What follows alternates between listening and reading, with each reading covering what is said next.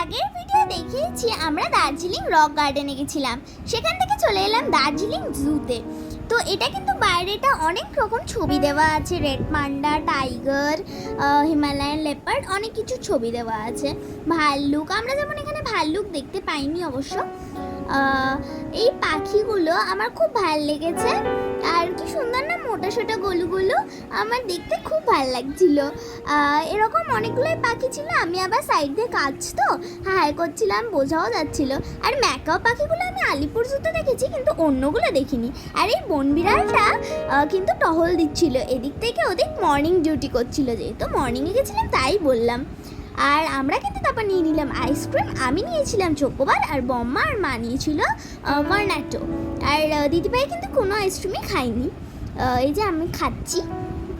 আর এইটা হচ্ছে কিন্তু একটা ইয়াক, শিংগুলো কি বড় বড় না। আর দার্জিলিং ফেমাস রেড পান্ডা দেখতেই পাচ্ছেন, এটা কিন্তু বিরল জাতির প্রাণী।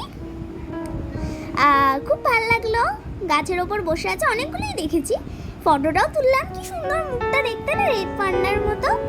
আর এই যেটা হচ্ছে হিমালয়ান লেপার্ড, যখনই হা করেছে ঝগড়া করছিল, হা করেছে, আমি ফটো তুলে নিয়েছি। আর এইটা কিন্তু হচ্ছে ভেড়া, কী সব ভেড়া কীরকম মোটা সোটা। আর এই টাইগারটা একদম সামনে দিয়ে হাঁটছিল, আর একটু হলে একদম যেন লাফিয়ে চলে আসতো, আমি খুব ভয় পাচ্ছিলাম। তো আমি একদম আস্তে আস্তে কথা বলছিলাম, কারণ বলছিল যে আস্তে কথা বলতে। আর এই কিন্তু ওদিক থেকে এদিক টহল দিচ্ছিল তার বন্ধুকে খোঁজার জন্য, কেন অন্যদিকে তার বন্ধু আছে।